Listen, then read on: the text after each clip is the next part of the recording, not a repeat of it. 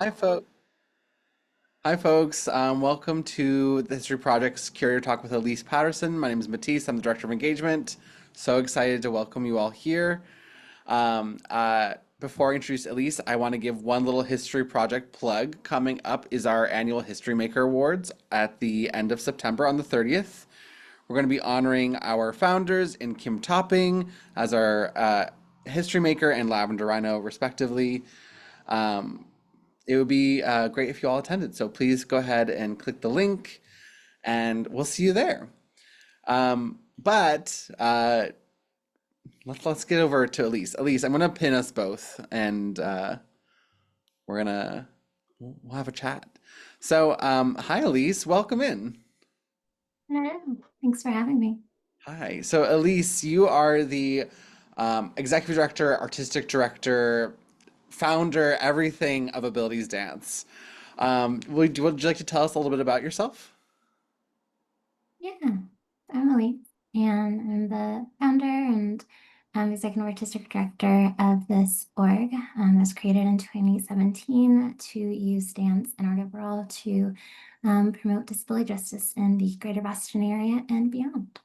And I have been proud to run it over these years and see it through different iterations and um, different groups of folks that have brought and left different elements that keep the work doing what it does.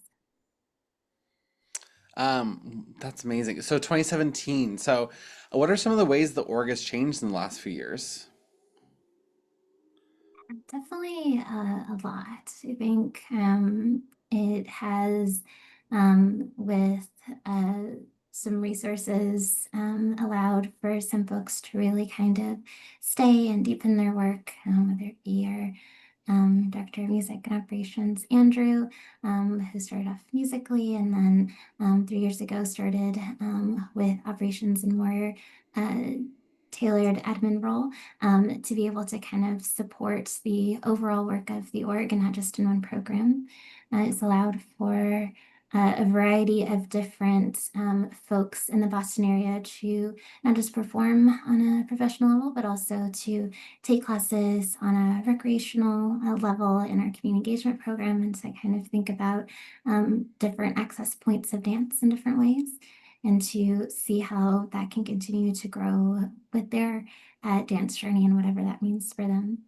And also seeing more legislative work as well, with trying to weave in the language through our work has enabled us to not just support our colleagues that are pushing certain bills that is impacts our overlapping communities, but also has allowed for us to be able to speak with legislators and get to know the work and come to a show, but leave with more information than they probably thought they were going to get, and let that kind of galvanize change on their end too. So, yeah. Yeah, I'm so glad Ability to Dance exists. It was really amazing. I came to Intersections this last spring, and yeah, it was that exact same thing. There was someone there who was there sharing like information about bills. It was more than it was a full art night. It was a full art like night of community and performance, but there was also, yeah, you weave in politics and activism and advocacy into the art that is in such a way that it's so seamless. And I'm just really thankful that you're doing the things that you're doing. It's great. Um, okay. So I can't today. We're here to to talk with you about sort of your process as artistic director, curator, and specifically, I remember going to sections and you know talking with you earlier this year too, that what the kind of overlap of our organizations, us being History Project, you know, in our community archives, is the way that you use oral history as like this tool to create dance. So it's such a really fascinating artistic practice. So I guess just for the folks who haven't been yet, could you tell us a little bit and introduce to us what Intersections is, what kind of show it is, what do audiences experience when they see it? Yeah. So Intersections is a series that we do annually that highlights honorees, past and present, that are BIPOC and disabled that have pushed the overlapping racial equity and disability justice movement forward in some way. And especially for those living honorees, being able to have conversations with them, or for both living and ancestral honorees, research their past works and kind of take those learnings and translate it into music and movement.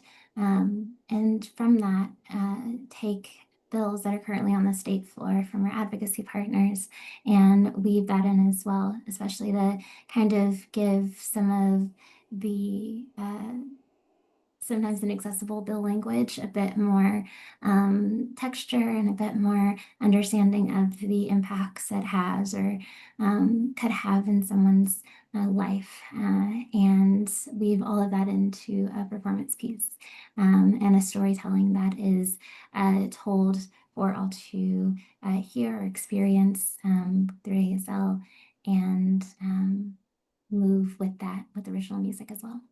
Mm. There's so many things going on, and I feel like as an audience member, I really was struck by the way you were able to weave in so many different components, like, you know, people's personal stories, the music, the narration, the dance, of course, and yes, the we're talking about the bills. It's really an incredible experience. How did this idea of intersections first take shape, and what set it in motion? I would say it's taken place since 2022. So this year was our third year doing it now. And it really came from a place of myself as a Black and disabled person, not seeing how both movements were really integrating the different facets of all that identify and need in some of these, whether it be bills or other pushes for inclusion in community spaces. And so wanting to have a space that really highlighted those that are living at the intersections of both proudly, and to recognize their contributions as both and not just solely in disability history or solely in racial history. And in thinking in this year in particular, noting that all of our living honorees are also queer trans too, wanting to be even more intentional with that as well, because there was, especially at the beginning of the year and the different conversations we were having around keeping our community safe, wanting to explicitly state that felt important in this moment. So, yeah. Yeah. Um, and I feel like a great way to like honor and really uplift particular voices is personal stories, conversations, things like this. I feel like it can just show people differences that they don't get to experience otherwise, right? And so I guess what draws you, I mean, I'm calling it oral history, but really they're interviews. What I guess my first question is, what do you call this process of interviewing people to learn more about them to before and then and use them as like this material for your choreography, right? So I'm curious about that process, the conversations. What is that process like? Yeah. Um, there are always a total of two conversation, one that's kind of at the beginning of the process and one that's at a midpoint. And I try to phrase it in a conversation kind of way that we're just talking, the two of us, type of thing, and that these conversations are, it doesn't have to be perfectly polished. It can speak in draft type of thing. And if we need to go back or take a moment to pause, can.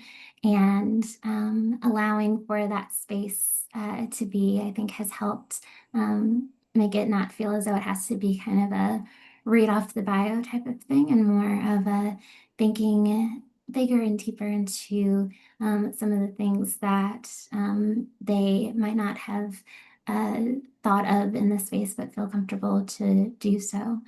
And that's just kind of the beginning part. So I don't come with a lot of planned questions, because I want it to feel like an organic conversation, and not as an interview in the stricter words, but just letting the stories and the direction be feeling like it's led by the person and not that I'm trying to get to a specific end goal. Um, and so that's the first one. And then at the midpoint, it's really just to check in and say, out of all of the richness, here are the parts that we uh, chose to highlight for different reasons, and making sure that I understood them correctly when certain things were said, and to always correct in case I misinterpreted something differently. And for the dancers that are working on their piece to be able to get to meet them as well. Because while the first one is me one-on-one to try to have that level of comfort, I want them to also know who's working on their pieces and to be able to engage in a two-way conversation with them too. That has always been really helpful for the artist and sometimes for the honorees too, to have elements of their life thought of in literally different ways through movement or just in general, different perspectives that we all bring. And I mean, and you really do like take these people's lives and translate it into movement. It's a sight to see. I feel like it's such a unique art form that you've created with this show. And it was really an honor to watch it. And so, how do you begin to translate these stories? And I'm especially, I mean, I'm thinking about, how do you translate these stories that have particular intersections? So, for instance, you were saying this year all of your honorees were queer and trans, BIPOC, disabled folks. So yeah, how do you have these conversations? You talk with folks, and they get to meet the dancers. I didn't know that part of the process. That's really awesome.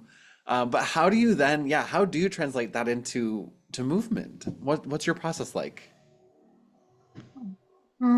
It starts with the dancers first taking in that initial raw cut, or unless someone asks me to edit something for privacy, usually raw cut video, and take their own notes and thoughts and feels, and kind of get from them what elements are resonating with them or what elements were completely new to them that they learned through the story, and kind of picking up on where their natural curiosities or own similar lived experiences are to highlight.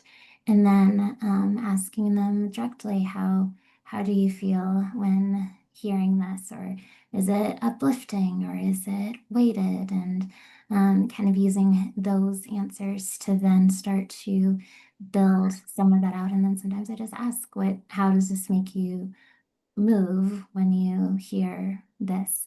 And so some of that's kept, some of it isn't, but it's all a good part of the process to have it be a bit more collaborative approach than just my sole artistic lens and sole choreographic lens in it too. I really wanted to feel community uplifted in different ways, including the artists that are involved.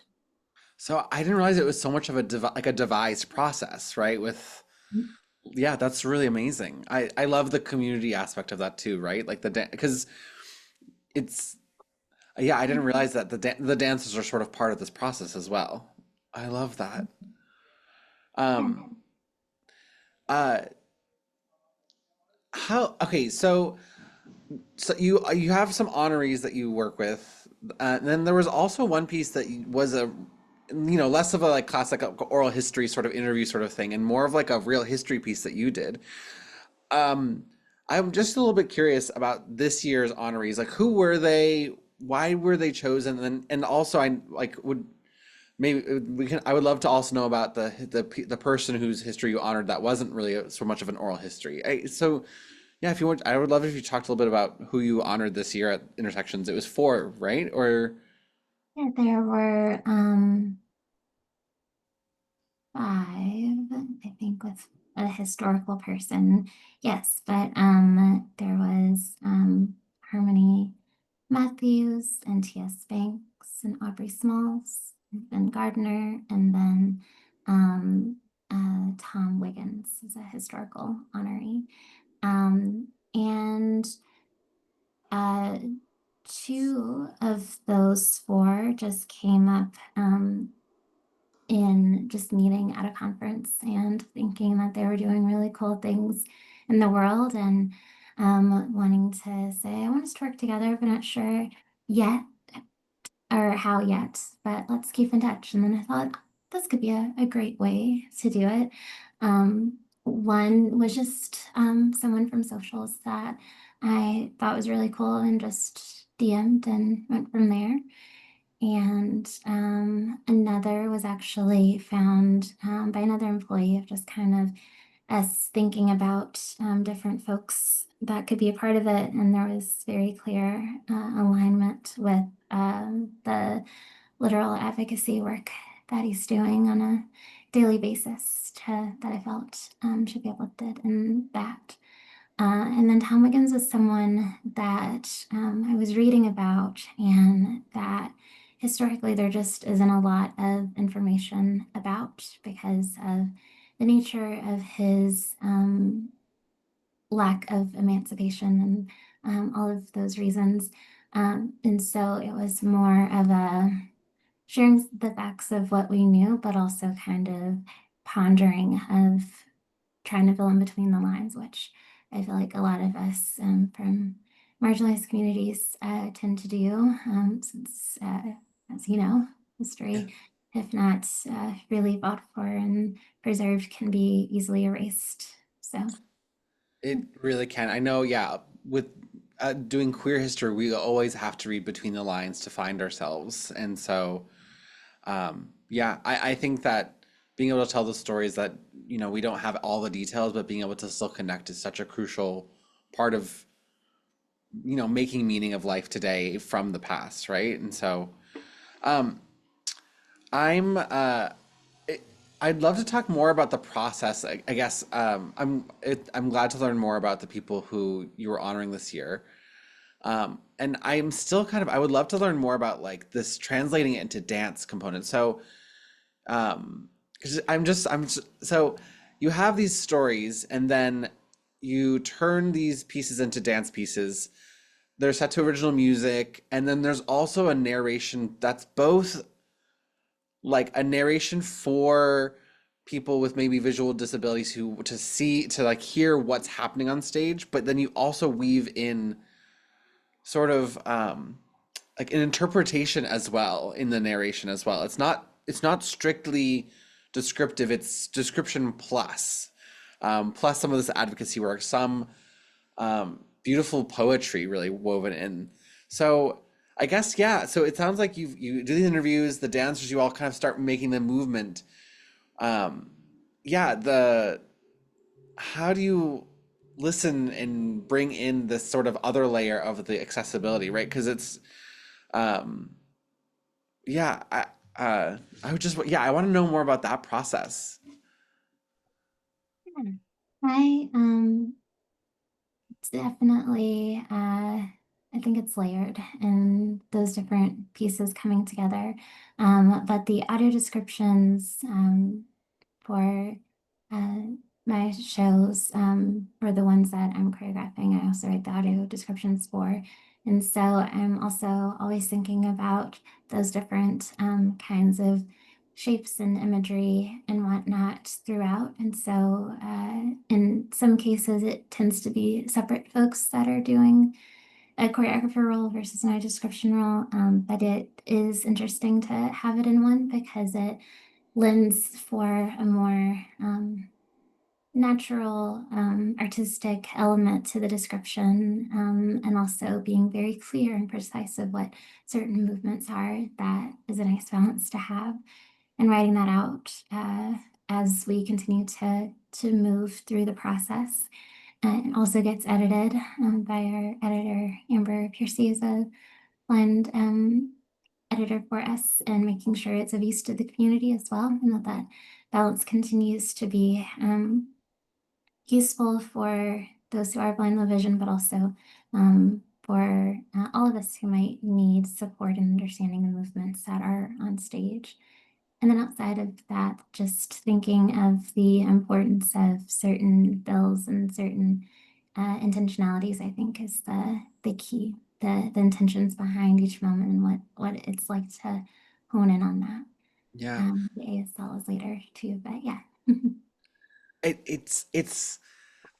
It's like the accessibility. It's more than just about accommodation. It's an art. Like you take accessibility. I mean, that's what you do. That makes so much sense. But it yeah, it's a really interesting sight to see is this the art form of because yeah, you're not only taking and saying what's happening, but you're like explaining the movement and but it's poetic. I don't know. I just yeah,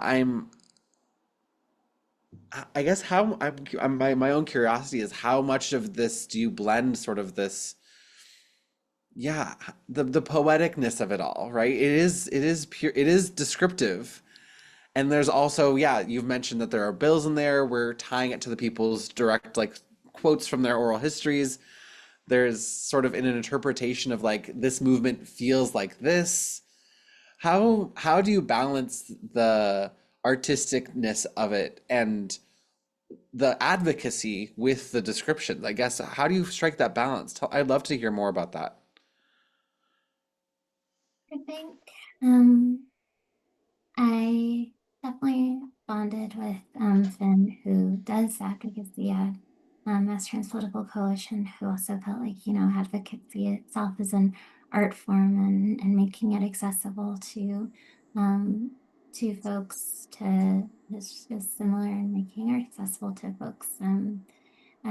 Is how I try to think of it in that way. And so, in doing that, it's trying to take the kernels of outside all of this tougher language that is for certain folks. That sort of I wonder if they understand, and cases could be made, maybe not, but um, being able to take those kernels and try to amplify the real impacts because we're all being impacted by a majority of these things most of the time. And so it's really about kind of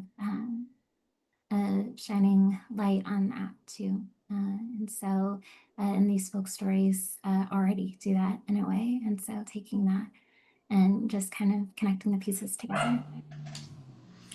Yeah, I mean, because the reality is, uh, I feel like the bills component, the advocacy component, is so crucial too because, like, with aging, we all experience some degree of disability as we age. Not everyone, I suppose. I don't want to put in all, but it's one of these things that I think a lot of people don't think about disability because they don't see themselves as being capable of becoming disabled. But in through aging, it does it come, it happens to us. And so it's really amazing to be able to weave advocacy for the people who are disabled and also just it makes the world a better place for everyone too, right? That wasn't a question. I'm sorry. That was just, um, but I just wanted, I guess that's more just me saying I really appreciate the way that you build the advocacy into the work and the, um, um, uh, I'm curious also, okay, here's another question. This process involves, like I said, I didn't realize, I thought in my head it was like you listen to this, you hear the stories, you choreograph something and there are dancers and the dancers actually are a part of this sort of process, which I really love that actually. Can you talk more about how the dancers bring their own identities and play with and shape the stories of these other people, right? Because some of these dancers don't share the same stories or lives as the people they're representing. How do you balance that? That's, it's a really beautiful human connection thing you're weaving. I love it. How do you do that? Tell me more about this process. Yeah, I think it's discussing the elements of what lived experiences are being shared or overlapping or not. And it doesn't necessarily have to be the same disabled identity or the same exact queer trans identity, but being able to understand the importance of a certain bill because as a parent, you understand how jarring it could be if you automatically lost custody because of disability and all of these other relationships that kind of come into play that I alone could not have done because I can read about a lot of things, but lived experience is critical. And so bringing all of that to the forefront, not saying that it's all equal, but that it all counts and that it all matters. And because understanding that these folks are going to resonate with this part of the story in this part of way is also helpful for me to understand when to kind of let folks be in that space or to let others be in other spaces as relevant so that they can continue to be vulnerable with their own experiences and experiences over time too, because the even if a dancer was in two intersections, that doesn't mean that they would have necessarily brought the same thing to those stories because of the things that happen over time or that is also important. And so thinking of the evolving dancer as well, it's been a really important aspect too. Yeah, and I'm also curious,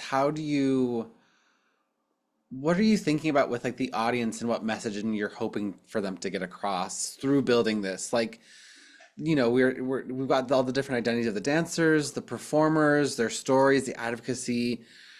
I guess what sort of are you hoping for the audience to get as far as like the learning about individuals and individual stories and experiences, but also do you have anything that you're hoping that like any sort of human universals that people can learn from this and learn from people of different experiences that you're hoping people can learn from the dances that you're putting out there?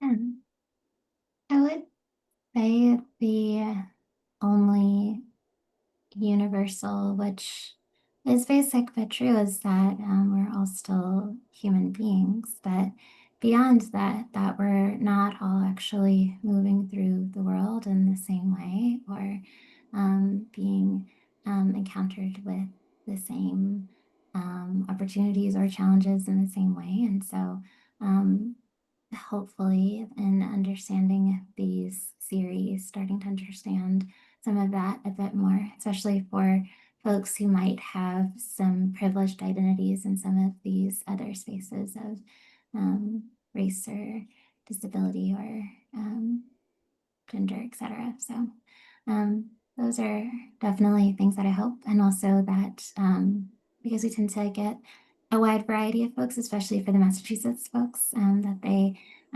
do feel led to follow up with those advocacy partners and try to sign on to things or learn more and share with their families and communities about these things because that is how movements have always happened, is that people go to meetings or they go to events and learn about these things and then take flyers home to share more, to join um, chats and phones and all that stuff. So all of that is important, and bringing those elements, especially now, is going to be really important to continue to do so. Yeah, I completely agree. It's a really, I feel like a lot of people came away learning so much things, both from the community partners, but also the specific things that you highlighted. Um, I'm curious, do you bring this style of art or things from intersections to other spaces? So I know you perform in like museum galleries, public spaces, digital spaces.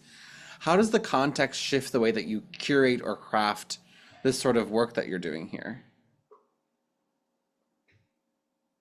Context definitely shifts it.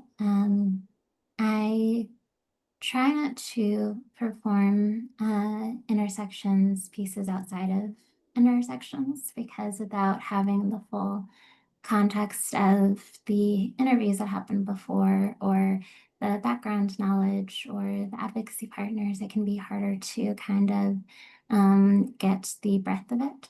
Um, but in general, there's definitely a different emphasis on different elements of the work. In museums, it tends to be about the aesthetics of work and understanding what the field has been trying to think of what is disability aesthetics and the ranging definitions of that. Whereas universities might try to think of more of the narrative and historical element of it, or um, starting at zero with that and trying to grapple with it. And so, yeah, different contexts, different environments will glean different interpretations of the work.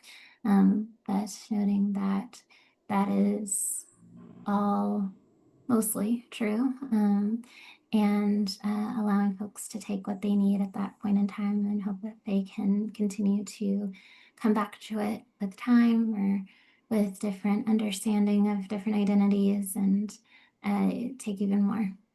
Yeah. Yeah, I like what you're saying about how taking time to sit with it is.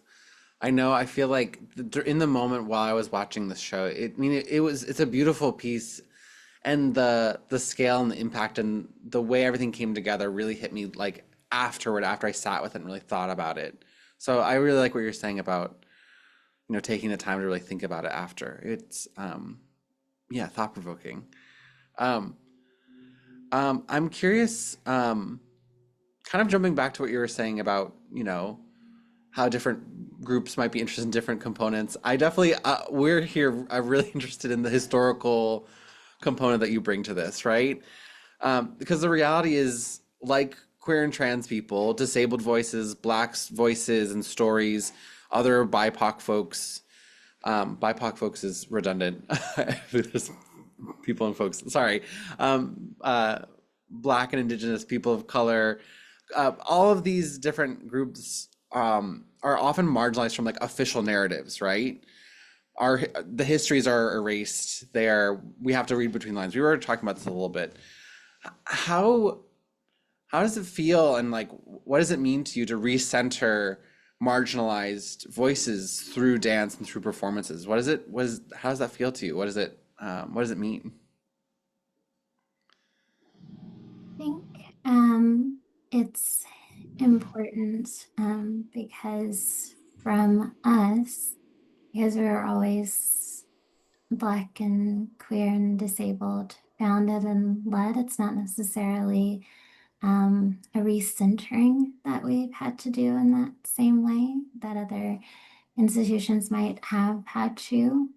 Sure, there have been imperfections and outdated language that has changed as times have changed and we've adapted to it. But in general, because it's not starting from that, it allows for others to get a chance to see of um, what does it look like when we get to produce our stories, and that elements of it, like the um, sharing of videos, which we always get some folks who are annoyed by that or felt like it took too much time to try to understand the honorees. But I feel it's important to have their actual voice in the space to start the piece, to having different access points, even if some folks in the room might not need it on that particular night, but having it regardless. It makes for a lot more intentionality. Then it's not the fight to have it in that same way. It's the fight to sustain it through financial means or what have you. Different fight altogether, but at least ideologically, we're all kind of in a similar place of understanding that. Yeah, it was really clear that you have considered all the people that you're telling their stories. You're considering all of and their needs before it's even asked for. I mean, I'm sure there's more that you don't think of, but the space really did feel like you were really intentionally being inclusive and of everyone's needs, and um, and in centering, yeah, it's really an amazing thing you've created. Um, um, I guess I'm curious beyond your org and its sort of in its own sphere, what kind of conversations are you hoping, or changes do you hope for that your work can spark in Boston's like broader arts and cultural community? You work with, I know, with representatives, but yeah, tell me more about what you hope that your work can spark and what changes you hope to spark. And I would say there's definitely more tangible things of just having more access and more spaces, and so that more of us can be in those spaces as audiences, but also as um, artists and employees in different ways. Um, because the arts and culture sector is touted for being fairly open, but on the access front, it can be fairly exclusionary still.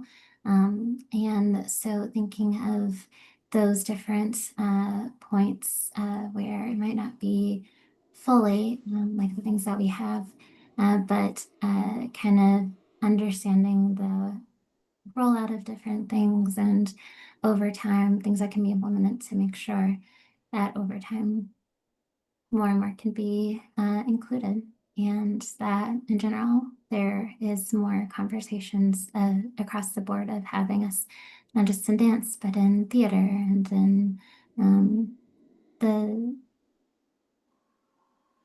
for some reason I just randomly thought of opera, but opera, all those spaces, you know we No. deserve to be there too, so I would love to see an opera version of Abilities dance why performances. Why not, right? Like, not? um, uh, as we're kind of coming to the sort of towards the end of our conversation, I'm starting to think about like have you already started working on next year's? Do you have anything that you're excited about? Things you're gonna do differently? Things that you want us to keep the same? Yeah, are you already working on the next iteration of this particular style of art making? We actually aren't, because we're kind of shaken up a lot this year, where we're doing a music only show this fall, to kind of give the composers that have created work over the years their due with their orchestra, and just a good space of different music that has helped with this movement and advocacy and various elements. Um, and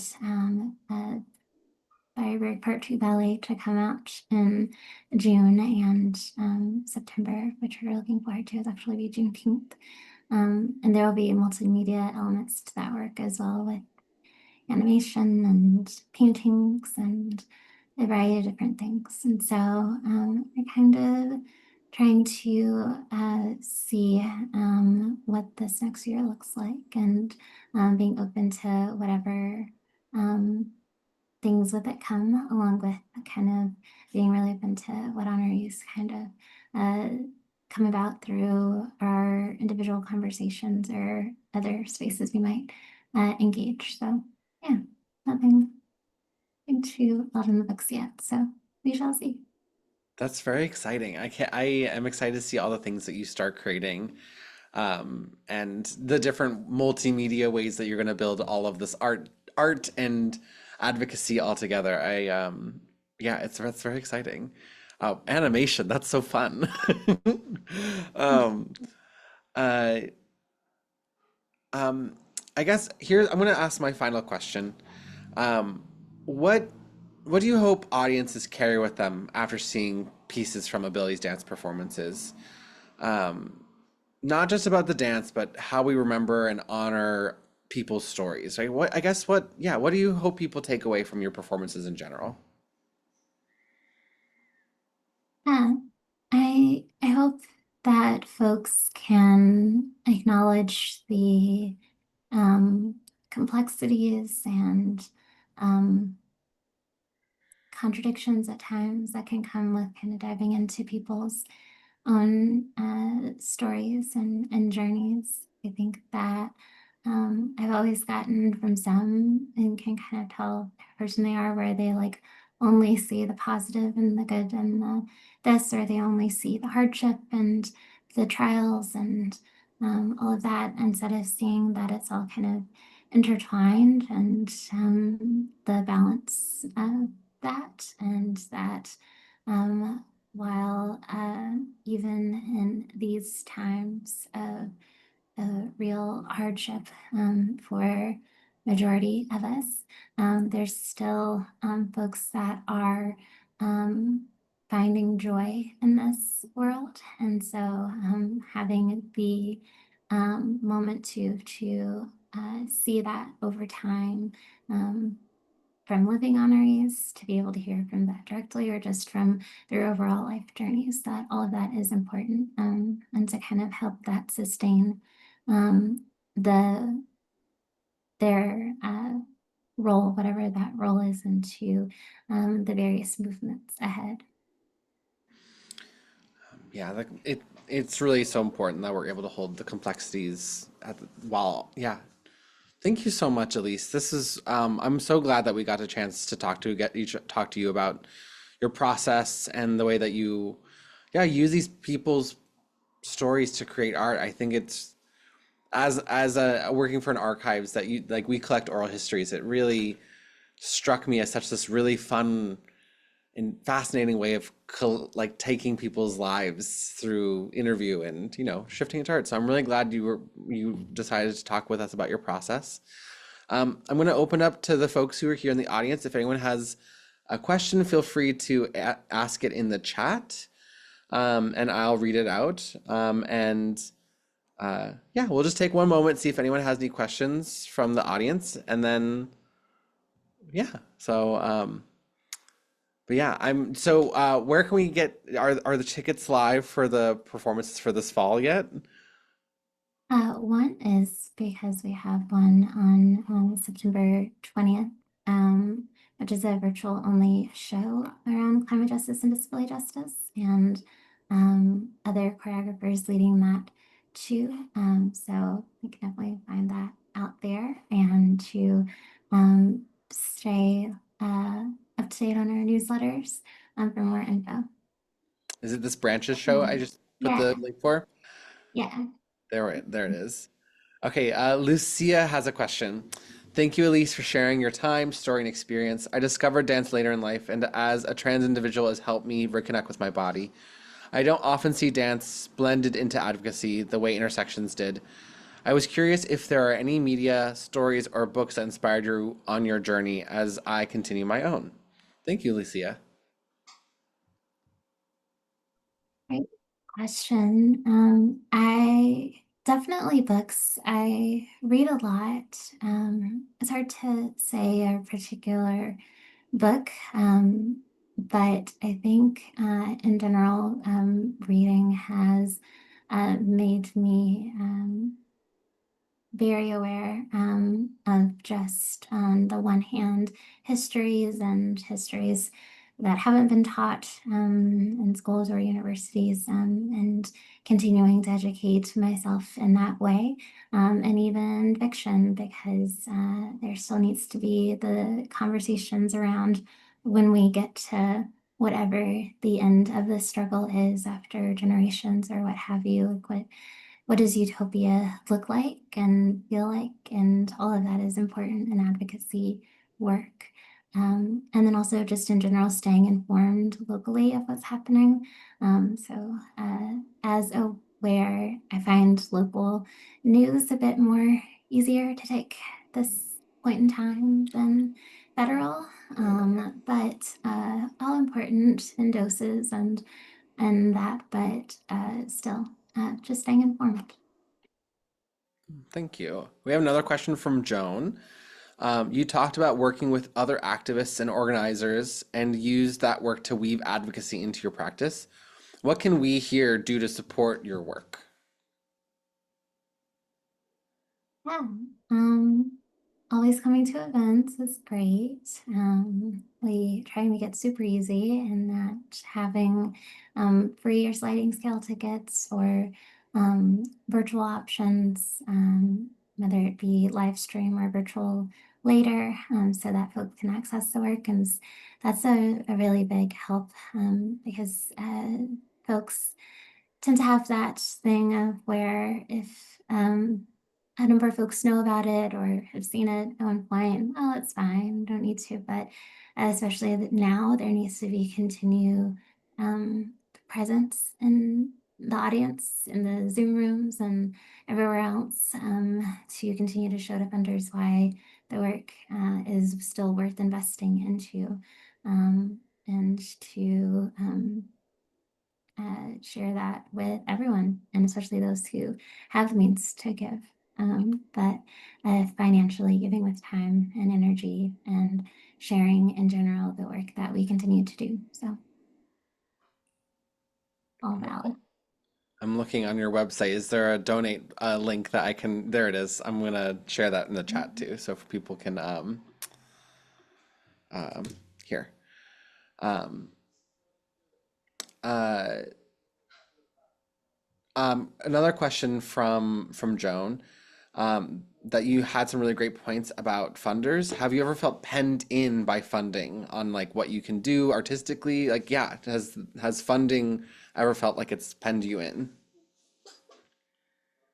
Yeah, and after a certain point, I think there were years where Um, not necessarily in that way, but just not understanding the the work or the layers of work that could be there should funding exist. And so that was hard. But once there were a few that became more open to that and open to experimenting in that way, more started to trickle in. I think um, I have been luckier in recent years that of those that have supported us, they have been similarly mission aligned and not trying to pin us in that way. Who knows what the next however long will hold. But for now, I'm glad that we have the support that we do and um, continuing to kind of keep our eye on different things to make sure that stays that way. So, Well, Elise, thank you so much for taking the time to chat with us and tell us more about your artistic process and as curator of these performances that, once again, it's such a fun, important way of using people's stories to, not using people's stories, like uplifting people's stories. Anyways, I just want to say thank you again for talking with us about this process. It's really illuminating, and yeah, I'm glad we could work together. yeah, absolutely. And one point that I didn't add, but I'll leave it as the last one too, is that for all of those honorees, they were also paid for their time because sharing lived experiences can be emotionally exhausted or time intensive, especially if there are newer identities of their work that take time to explain fully. So also trying to continue to invest in the folks that are continuing to educate us all in different ways. So, yeah. Thank you so much. I Mhm. hope you have a great rest of your evening, and thanks to everyone who came live and in person. Yeah, have a wonderful evening. Thank you so much. Thank you. Thanks, everyone.